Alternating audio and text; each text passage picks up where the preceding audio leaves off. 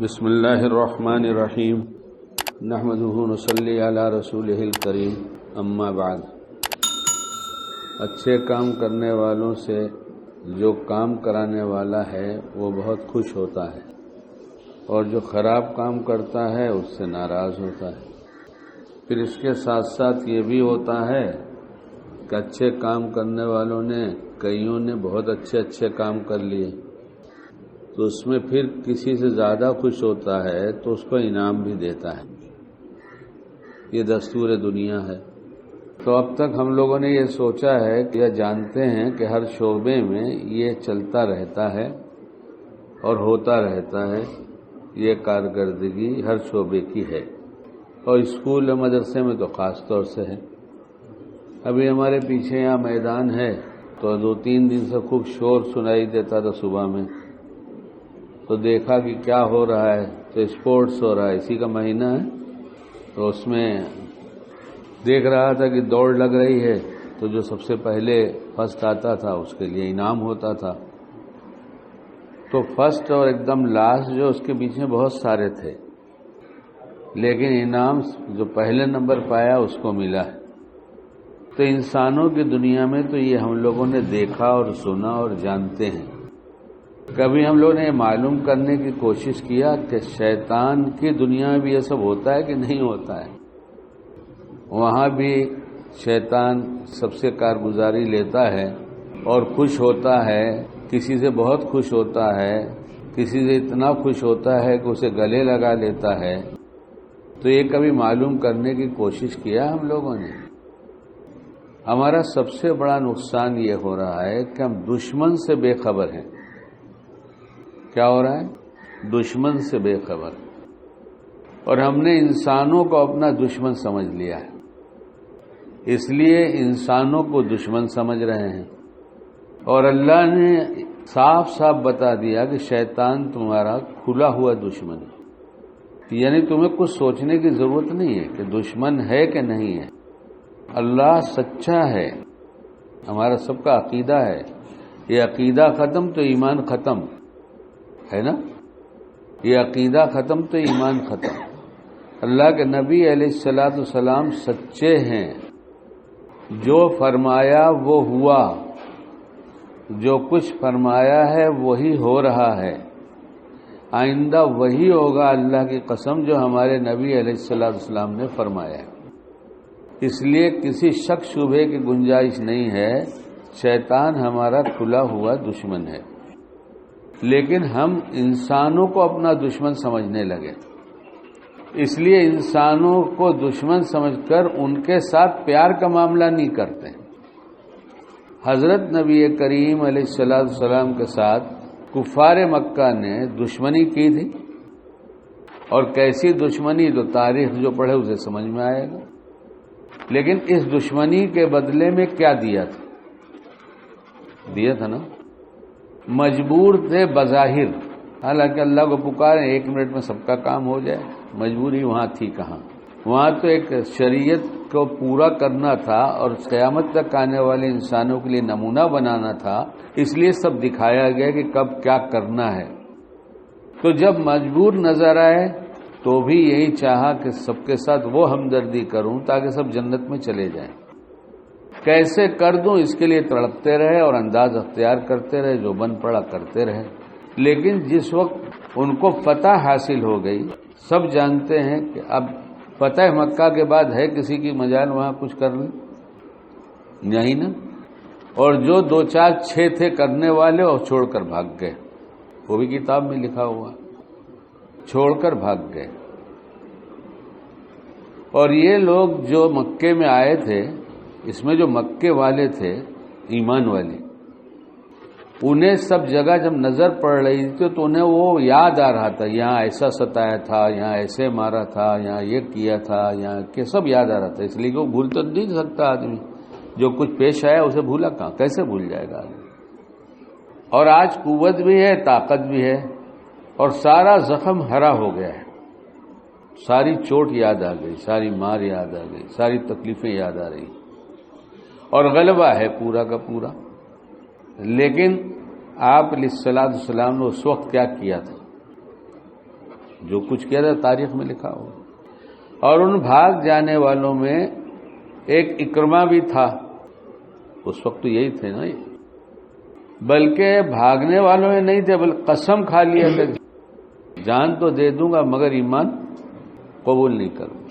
تاریخ میں جو لکھی ہوئی باتیں اس میں یہ ہے کہ ان کی اہلیہ لے کر پہنچی آپ علیہ الصلوۃ والسلام کی خدمت میں, ان کی قسم اور ان کے نہ چاہنے کے بعد بھی پہنچ گئی. یہی بات لکھی کتاب میں. اس وقت ایک جملہ میں نے شاید 35 سال 40 سال پہلے پڑھا ہوگا, حیات الصحابہ میں یا کہاں پڑھا تھا پتہ نہیں, کہ اکرمہ کو بیٹھے ہوئے صحابہ جتنے موجود تھے سب پہچانتے تھے تقریباً. اور اب جب ایسی حالت میں کہ یہاں آ رہے ہیں تو اپنا کام کر ڈالو اس کا. آج یہ فتح مکہ دیکھنے کے بعد بھی نہیں ایمان لایا ہے اور بھاگ گیا ہے, اس کا کام کرو. اندر جوش جذبات بنتے ہیں وہ ہماری زبان میں اس کا ترجمہ ہے. ان کی زبان سے الفاظ نکلے نہیں نکلے, لیکن اگر آپ بھی ہوں گے تو آپ کے اندر بھی یہ سب جذبات بنیں گے. تھوڑا سا پڑوسی سے کچھ ہو جائے, رشتہ داروں سے ہو جائے تو کیسا خون کھولتا ہے. لیکن آپ علیہ الصلوۃ والسلام نے کیا فرمایا تھا, خلاصہ ہے میری زبان میں, وہ اکرمہ آ رہے ہیں کہ کس کے بیٹے, ابو جہل کے. کتنا بڑا دشمن. ان کے باپ کا تذکرہ برائی سے نہ کرنا مرنے والا اپنے انجام کو پہنچ گیا. یعنی اتنا بھی گوارا نہیں کہ کسی کو تکلیف پہنچ جائے اور دشمن کو تکلیف پہنچ جائے, جانی دشمن کو تکلیف پہنچ جائے. اور اتنا بڑا کٹر دشمن ہے کہ فتح دیکھنے کے بعد بھی تیار نہیں ہو رہا ہے. ہم کو کیا ہو گیا ہے کہ ہم نے انسانوں کو دشمن سمجھ رکھا ہے؟ کیا دشمنی کو دشمنی سے مٹایا جاتا ہے؟ دشمنی سے مٹایا جائے گا دشمن کو؟ برائی برائی سے دھلی جائے گی کہ بھلائی سے دھلی جائے گی؟ اس لیے شیطان نے جہاں بہت ساری محنت ہم پر کیا, وہاں ایک بڑی محنت اس کی کامیاب ہوئی کہ ہم کو دشمن مت سمجھنا, انسانوں کو ہی دشمن سمجھنا. اور جب ان کو دشمن سمجھو گے تو کبھی ان کے اوپر پیار کی نگاہ نہیں ڈالو گے. حالانکہ اگر ڈاکٹر کے پاس بہت بھیڑ ہو, بہت مریض ہو, لیکن خبر آ جائے کہ کوئی سیریس مریض ہے, ایک دم اب تک کی حالت میں دیکھو ورنہ مر جائے گا, تو ڈاکٹر خبر سنتے ہی سب کو چھوڑ کر وہیں بھاگتا ہے سب سے پہلے. تو جا کر غصہ کرتا ہے کہ نالائق, جب اتنا بیمار ہو گیا تو مجھے خبر کیا. کہیں ملے گا ایسا؟ ڈاکٹر صاحب آپ کی لائن میں کہیں ملا کسی ڈاکٹر نے کہا ایسا کہ سیریس مریض کو دیکھ کر ترحم و شفقت کے جذبات اور محبت کے جذبات اتنے بھر گئے, اگر واقعی ڈاکٹر ہے, اوہ کتنا سیریس ہے. لوگ سنتے ہیں تو ان کا پیار بڑھ جاتا ہے. اگر ہم انسانوں کو ایسا سیریس روحانی مریض سمجھنے لگے تو ہمارا بھی دیکھنے کا ڈھنگ بدل جائے گا, اور اس سوچ کا اثر قلب پہ پڑے گا. اس سوچ کا اثر, محبت کی نگاہ ڈالے کوئی, کسی نفرت کی نگاہ ڈالے, لیکن جب وہ نگاہ پڑتی ہے تو جس پر پڑتی ہے اس پر اثر ہوتا ہے, اس پر اثر ہوتا ہے. اے محبت کی نگاہ کی ایک بات سنا دوں. ویسے تو نگاہ محبت آپ بہت ڈالتے بھی ہیں اور بہت سے دفعہ آپ پر بھی ڈالا جاتا ہے, لیکن پتہ نہیں مطلب ہے, شہوت ہے, غرض ہے, کیا شامل ہے پتہ نہیں. اگر یہ نگاہ محبت جو پڑ رہی ہے اللہ کے لیے پڑ جائے تو نہ جانے کتنوں کے دل بن جائیں گے. نگاہ مرد مومن سے بدل جاتی ہیں تقدیریں, اور پتہ نہیں کیا کیا ہے. کہیں ادھر ادھر نہ بھٹک جاؤں میں, ورنہ پھر بیوی بیچ میں آئی تو کام ہی خراب ہو جائے گا. ہاں, اور ڈاکٹر صاحب کا مریض پہنچا اور ڈاکٹر نے سب چیک کر کے کہا کہ ٹینشن کے ساتھ مت سویا کرو. تو اس نے پوچھا میکے بھیج دوں کیا؟ بتائیے. اب ایسی بھی جو نگاہ پڑے گی تو کون سی نظر پڑ رہے گی؟ سوائے غرض کے تو کچھ بھی نہیں ہے. اللہ کے لیے پڑ جائے تو ٹینشن ہی نہیں رہے گا, وہ تو فرحت ہی فرحت نظر آنے لگے گا اگر اللہ کے لیے پڑ جائے تو. لیکن اتنی خود غرضی ہے کہ اپنے گھر میں بھی نگاہیں مطلب کی ڈالی جا رہی ہیں, شہوت کی ڈالی جا رہی. آج اور کل کرتے کرتے دن بیت جائیں گے اور موت آ کر لے کے چلی جائے گی. آج ہم چاہے جو بول دیں, اپنے بول پہ کنٹرول کرو. بعض لوگ شرعی مسئلہ نہ پوچھنے کی وجہ سے شریعت پر انکار کرتے ہیں, اور ہٹتے ہیں دور تو تبصرہ کرتے ہیں، غیبت اور بہتان کرتے ہیں، اپنے کو پکا نمازی سمجھتے ہیں۔ دیکھو فرشتے کیا لکھ رہے ہیں، کل قیامت پہ کیا لکھا جائے گا۔ جو چیز سمجھ میں نہ آئے پہلے مسئلہ پوچھو پھر کلام کرو، فتویٰ مت دو۔ بظاہر نمازی ہیں مگر ایسے لٹے ہوئے ہیں کہ قیامت میں کنگالوں میں شمار ہو جائے گا۔ زبان بہت خراب چیز ہے، بولنا اس کو روکو، اور جس کی زبان زیادہ چلتی ہے سب سے زیادہ خطرے میں ہے۔ اس لیے سب کو مرنا ہے، یہ نہیں کہ یہاں زبان چلا کے چلے جائیں گے۔ کوئی کسی مصلحت سے خاموش ہوتا ہے، ورنہ جوش جذبات لڑنا سب کو آتا ہے۔ ایسا تھوڑی جواب نہیں دے سکتا آدمی، جواب تو سب کا دیا جا سکتا ہے، لیکن جواب دے دینا کمال نہیں ہے، صبر کر لینا کمال ہے۔ زبان درازی کرنا کمال نہیں ہے، صبر کے ساتھ خاموش رہنا اور دعا مانگنا، اللہ کے متوجہ ہونا، اور جس مسئلے میں اختلاف ہو جا کے علماء سے پوچھنا۔ کسی کی سوچ سے مسئلہ نہیں بدلتا، کسی کی عقل سے مسئلہ نہیں بدلتا، مسئلہ تو شریعت کی روشنی میں وہ اہل علم مفتیان اکرام جو رات دن یہی کام کرتے وہ بتائیں گے۔ ہمارے جیسا جاہل فتوی دے۔ ہمارے ایک آدم بھائی تھے، مر گئے، اللہ ان کی مغفرت کرے، وہ کہتے تھے بابا باورچی اور امام سب کو خوش نہیں کر سکتا۔ تو ہم نے کہا تیسری چیز بھی جوڑ دینا چاہیے، ٹرسٹی بھی۔ بننے کے بعد پتہ چلا ہر آدمی کی الگ فرمائش ہے۔ ایک صاحب نے تو یہاں تک کہہ دیا کہ مغرب کی نماز میں تھوڑی سی تاخیر کیجئے۔ پوچھا کیوں؟ کہنے لگے ہم بازار لینے جاتے ہیں نا تو تھوڑا سا لیٹ ہو جاتے ہیں۔ سنا آپ نے؟ ایک صاحب کہہ رہے سورہ فاتحہ ذرا لمبی پڑھیے، ہم پیچھے امام کے سورہ فاتحہ پڑھتے ہیں۔ تو امام کیسے سورہ فاتحہ پڑھتے ہیں؟ اب ان کی فرمائش یہ ہے کہ سورہ فاتحہ لمبی پڑھیے۔ ارے سورہ فاتحہ کی 7 آیتیں ہیں، کتنی ہیں؟ 2-3 کہیں اور سے جوڑے لا کے کیا جہالت کی باتیں ہیں۔ اور یہ جہالت کے ساتھ ساتھ کیسے کیسے کلام کر رہے ہیں، یہ سمجھ نہیں رہے ہیں کہ کہاں جا رہے ہیں، یہ اپنے آپ کو کہاں لے جا رہے ہیں۔ ہر زبان کا بول لکھا جا رہا ہے۔ ہم لوگ 4 آدمی 6 آدمی 10 آدمی ایک گھر ایک مسجد ایک محلہ مل کے نہیں رہ سکتے۔ ہر ایک سینہ تانے الگ چل رہا ہے کہ میں ہی ہوں۔ یہ میں کو تو اللہ توڑے گا، جتنی میں ہے سب کو اللہ توڑ دے گا، ورنہ کل قیامت میں اس کو گرا کے رگڑوائیں گے، جیسے چوٹی کے اوپر لوگ چڑھ کے جاتے ہیں ایسے لوگ جائیں گے۔ کسی کی خاموشی کا مطلب یہ نہیں ہوتا کہ کوئی ڈرتا ہے، نہیں، اللہ سے ڈرتا ہے، فساد سے ڈرتا ہے، فتنے سے ڈرتا ہے، توڑ سے ڈرتا ہے، نفرتوں کے بیچ بونے سے ڈرتا ہے۔ ذمہ داری یہ باتیں کان تک پہنچا دو، کیونکہ بعضے لوگ جہل کی وجہ سے کرتے ہیں، علم کی کمی کی وجہ سے کرتے ہیں، طبیعت ان کی سلامتی ہوتی ہے، طبیعت کے اچھے ہوتے ہیں۔ اگر ان کو معلوم ہو جائے اللہ توبہ اللہ توبہ، مجھے تو پتہ ہی نہیں تھا ایسی بات ہے۔ بہت سے لوگ ایسے ایمان والے ملیں گے، ہاں، جن کا ایمان ایک دم نیچے چلا گیا ہوگا وہی کہے گا کہ نہیں ہم تو سنیں گے ہی نہیں، ہم تو مانیں گے ہی نہیں۔ مت مانے، نہ مانے۔ بات محبت کی تھی، لیکن بیچ بیچ میں اور کچھ آئی تھی بات۔ ہاں، محبت کی نگاہ ڈالنے کا ایک واقعہ سنانا چاہ رہا تھا۔ مکہ میں حرم شریف میں جمعہ کے دن حرم بھر گیا اور کچھ لوگ آگے آگے چل رہے تھے، میں ان کے پیچھے چل رہا تھا اور گردن ایسی جھکی ہوئی تھی میری، اور میں نے دیکھا ایسے تو بہت سارے لوگ آگے چل رہے ہیں۔ ہم نے کہا چل رہے، جہاں تک یہ چلیں گے ہم بھی چلتے رہیں گے، کہیں بیٹھ جائیں گے۔ اب جب دیکھا سامنے تو میرے آگے کے سب لوگ بیٹھ گئے، میں اکیلا کھڑا رہ گیا۔ ارے اب دیکھو تو بھیڑ ہی بھیڑ ہے، کہیں جگہ ہی نہیں۔ آگے جو مطاف ہے اتنی گرمی ہے کہ تو برداشت ہی نہیں کہ وہاں جا کے بیٹھ جائیں، وہاں جگہ مل سکتی ہے دھوپ میں، ایک آدھ آدمی گنجائش، مگر یہاں سائے میں تو جگہ ہی نہیں ہے۔ تو دعا مانگا اللہ کی دی توفیق سے، اے اللہ یہاں بھی جگہ دلا دیجیے اور جنت میں بھی جگہ دلا دیجیے۔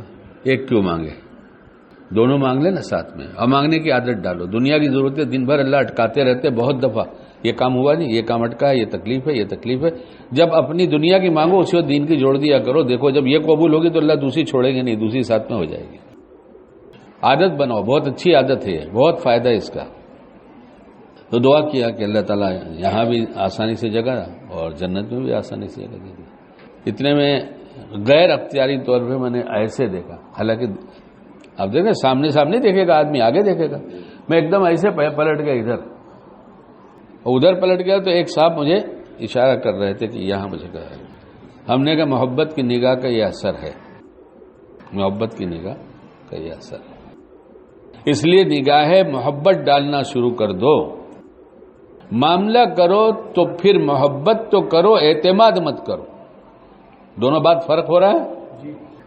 محبت تو کرو، معاملہ کرو تو اعتماد مت کرو، تحقیق کرو. ہمارے حضرت رحمۃ اللہ نے ایک جملہ بہت پہلے سن 86 میں کہا تھا، آج تک یاد ہے اور کام آتا ہے. مقدر کا دھوکہ تو کھایا اور کھاتے رہیں گے، دنیا کا دھوکہ کوئی دھوکہ اوکا نہیں ہے. حدیث پاک کا مفہوم یہ ہے، اس کا مطلب نہیں، پہلے میں نے کہہ دیا کہ محبت کرو، اعتماد مت کرو. اور حضرت کا جملہ دوہرا دوں کہیں بھول نہ جاؤں، چور کسی کو مت سمجھو، اپنے مال کی حفاظت کرو.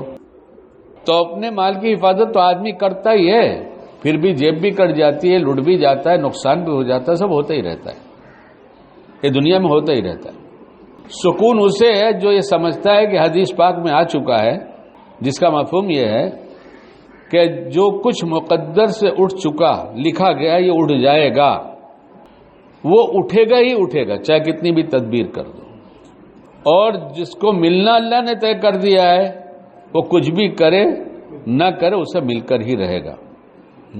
اس کو ہم تبلیغ کی زبان میں کہتے ہیں، جس کو دینے کے لیے اللہ فیصلہ کر لے تو اسے کوئی روک نہیں سکتا، اور جس سے روک لیا اسے کوئی دے نہیں سکتا. یہ تبلیغ کی سیدھی سادی زبان میں ہے.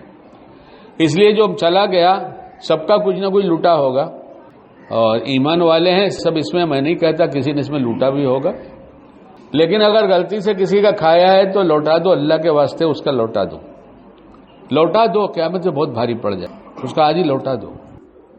اور میں نے یہاں لوٹانے والے قصہ کئی دفعہ سنایا بھی ہے، اب واپس نہیں سناتا، سنا ہے، سب آپ لوگ کو یاد آ جائے گا. خالی ایک بات بتا دوں، ایک خاندان کے بارے میں خبر آئی کہ پورے خاندان والے بیٹھے، بڑی خاندان جوان ہو گئے، بچوں والے ہو گئے، لیکن بیٹھے، اور یہ کہا کہ ہم سب مل کر دیکھیں کہ ہمارے خاندان میں ابا نے کسی کا تو نہیں کھایا بھولے سے یا جان کر. تو وہ لوگوں نے ابا، چاچا، بابا جو تھے ان کا حساب سب کھنگالا نیچے تک. اللہ ان لوگ کو اچھا رکھے، کیا فکر اللہ نے دیا. پھر کہا اب دادا تک چلو، کہ اپنی پراپرٹی، اپنے مال میں، اپنے حصے میں کہیں دادا نے کسی کا کھایا اور یہاں آ گیا ہو. تو اس میں ایک بھائی نے کہا دیکھ، دادا نے کھایا ہوگا تو وہ پکڑے گئے ہوں گے، ابا نے کھایا ہوگا تو وہ پکڑے گئے ہوں گے، چاہے تیرے ابا نے یا میرے ابا نے، نہیں چاچا، تایا، جو بھی کہا جاتا ہو، بڑے ابا، اور ہم لوگ کھائیں گے تو ہم لوگ بھی اسی پکڑے جائیں گے، اور یہ حصہ ہماری نسلوں میں جائے گا. اس لیے ہم سب چھوٹے بڑے جمع خاندان کے سب محنت کر کے سب کچھ نکال ڈالو اندر سے، اور جس کا جو حق ہے سب دے دو، کنگال ہو جائے تو بھی دے دو. اس میں ایک شخص بہت پڑھا لکھا بڑی ڈگری والا ہے، مجھے راستے میں ملا تو میں نے پینٹ شرٹ میں تھا، میں نے اس کی پیشانی کو بوسہ دیا. میں نے کہا میں سمجھ رہا ہوں میں اللہ کے ولی کی پیشانی کو بوسہ دے رہا ہوں. ایمان والا غلطی نہیں کرے گا، میں بہت دفعہ کہہ چکا ہوں، غلطی نہیں کرے گا، یہ ایسا نہیں ہے. جس دن اسے پتا چل جاتا ہے یہ میری غلطی، اس دن توبہ کر لیتا ہے. توبہ اتاری کیوں گئی ہے؟ تو کچھ توبہ ایسی ہوتی ہے جو گناہ سے معاف ہو جاتی ہے، کچھ ایسی ہوتی ہے لوگوں کے حقوق ہوتے ہیں. قیامت کی عدالت میں سب سے بڑی عدالت، جو سب سے خطرناک عدالت یہ ہوگی نا، ممبئی میں ہمارے بچے لوگ بہت سی چیزوں کو چھوٹی چھوٹی باتیں، ارے دادا ابا بڑا ڈینجر ہے، اور کوئی چیز دیکھ لیتے کیسے، ایک جانور ہی دیکھ لیا بڑا ڈینجر ہے، ہم نے کہا اچھا، ایسے وہاں یہ معاملہ بڑا ہی ڈینجر ہوگا. کسی کا ₹1,00,000 نکلتا ہے نہیں دینے کے لیے، تم ₹1 نکال کے رکھو کہ یہ لفافہ میں نے بنایا ہے میرے اللہ، میں اس کا ₹1,00,000 دینے کا ارادہ کرتا ہوں، میرے پاس آج نہیں ایک روپیہ ہے، ڈال کے دیکھو، قیامت میں چھٹکارا ہو جائے. اگر پابندی سچی نیت بنا کے رکھا تو، چاہے تمہارے پاس 1,000 جمع ہوا ہو، آگے موت آ گئی، اللہ کہیں گے نہیں میرے بندے نے اپنے بھر کا جتنا تھا اتنا کیا. اس لیے یہ مضمون میری سمجھ میں نہیں آ رہا ہے کہ کیوں آنے لگا، میں تو کچھ اور کہہ رہا تھا، محبت کی بات کہہ رہا تھا. اللہ کی دی توفیق سے یہ باتیں جو آپ کو آج ہی سے کام آئیں ایسی ہوتی ہیں. اب ایک پڑھے لکھے کا فون ہے جو تقریر کرتے ہیں، بہت تقریر کرتے ہیں، مضمون دیا جاتا ہے ان کو، بابا آج کیا مضمون سوچا ہے بیان کے لیے؟ میں نے کہا بھیا کھانا کھا رہا ہوں، پھر سو جاؤں گا اور پھر وہاں چلا جاؤں گا، پھر اللہ جو ڈالیں گے وہ کہہ دوں گا. نہیں کچھ سمجھ میں آئے گا تو میں سوچوں گا میری کیا کیا ضرورت ہے اسی کو بیان کروں. میری بہت ساری ضرورت ہے، میں بیان کر لوں گا. میں طے ہوئے کر کے نہیں بیٹھتا کیا بیان کرنا ہے. تو محبت کی نگاہ سے آدمی کا دل کھنچ جاتا ہے، نفرت کی نگاہ سے آدمی کا دل دور ہو جاتا ہے. جو بات میں نے انعام کی کہا تھا، اب اس مضمون کو جلدی سے میں ختم کر دوں، لیکن غور سے سنیے. اللہ کرے میں ایسی بات کہوں جو ہمارے اور آپ کے سب کے کام کی ہے. ہم نے کبھی معلوم نہیں کیا کہ شیطان کس بات سے زیادہ خوش ہو کر اپنے کام کرنے والوں کو انعام دیتا ہے، معلوم نہیں کیا. میں مختصر میں اس کا خلاصہ سناتا ہوں. وہ روز سب کی کارگزاری لیتا ہے. کون؟ ابلیس. ابلیس جو ہے پانی پہ تخت لگاتا ہے رات کو اور بولتا ہے کیا کیا کر کے آئے سب سناؤ. اور جو کچھ دنیا میں ہو رہا ہے اس وقت حالات کی خبر بہت آسانی سے شیخ گوگل ہم سب لوگ کو دے دیتے ہیں، ہے نا، بہت آسانی سے مل جاتی ہے. تو اس وقت کتنی برائیاں ہیں دنیا میں، برائیاں برائیاں برائیاں برائیاں، ہے نا. جب سب کارگزاری سناتے ہیں تو خوش نہیں ہوتا، سن لیتا ہے. لیکن ایک کارندہ جو ہے شیطان، وہ سناتا ہے ایک گھر میں تھا اور دن بھر میاں کو غصہ دلاتا اور بیوی کو غصہ دلاتا، لیکن دونوں بہت ہوشیار تھے. جب بیوی غصہ کرتی تو شوہر چپ ہو جاتا، اور شوہر غصہ کرتا تو بیوی چپ ہو جاتی. آخر شام کو طلاق دلا کر آیا ہوں تو اس کو گلے لگاتا ہے. اس کا کیا مطلب؟ جھگڑے سے سب سے زیادہ وہ خوش ہوتا ہے. اگر ہم جھگڑے کا سبب بنے تو حضرت امام یوسف رحمۃ اللہ کے ملفوظات تلاش کر کے دیکھیے کہ کیسی کیسی وعید بیان کیا ہے. اور کیوں نہیں بیان کریں گے؟ شیطان سب سے زیادہ جھگڑے سے خوش ہوتا ہے. اس لیے اپنی زبان کو کنٹرول کرو کہ جھگڑا نہ ہو، صبر کرو، چاہے جہاں بھی رہو صبر کرو کہ جھگڑا نہ ہو. اور اس کے بالمقابل جو ایمان والا اچھا کام کرتا ہے تو وہ کون سا ایسا عمل ہے جس پر اللہ خوش ہوتا ہے اور کہتا ہے یہ سب سے اچھا کام ہے، یہ اچھا آدمی ہے؟ وہ ہے کیا ہے؟ جو اپنے گھر والوں کے ساتھ اچھا رہتا ہے. اس نے گھر میں جھگڑا لگایا، ادھر کہا گا گھر والوں کے ساتھ اچھا رہتا ہے. بس اتنی محدود دائرے میں اپنے گھر میں اچھے بن جاؤ، اللہ اچھا بنا دے گا. اور اس کے لیے صبر ضروری ہے. کیا ہے؟ صبر ضروری ہے. جو صبر کرتا ہے اسے خدا ملتا ہے، جو صبر کرتا ہے اسے خدا ملتا ہے. اور جس نے صبر کیا ہے اس سے مخلوق جڑتی ہے. یہ خدا سے جڑتا ہے، مخلوق اس سے جڑتی ہے. صابر خدا سے جڑتا ہے اور صبر سے مخلوق جڑتی ہے. ہم ہی چاہتے ہیں لوگ ہم سے محبت کریں، ہم چاہتے ہیں نا صبر ہماری زندگی میں آ گیا تو سب کچھ مل جائے گا، سب سے اچھا کام کرنے والوں میں شمار ہو جائے گا. تو انعامات کی بارش، سب سے بڑا انعام خدا مل گیا. اور جب خدا مل گیا تو مخلوق کو متوجہ کر دیا کہ میں اس کو پا چکا ہوں، یہ مجھ کو پا چکا ہے، یہ میرا ہو گیا اور میں اس کا ہو گیا. اب اس سے سب محبت کرو. اس لیے مخلوق بھی ملنے لگتی ہے. ہم چاہتے تو ہیں لوگ ہم سے محبت کرے، لیکن ٹیڑھے بول ٹیڑھے کلام سے نہیں، بے صبری سے نہیں، صبر سے خدا بھی ملے گا، مخلوق بھی ملے گی. اللہ تعالی ہمیں اچھے اچھے کام کرنے کی توفیق دے اور ہر برائی سے محفوظ فرمائے.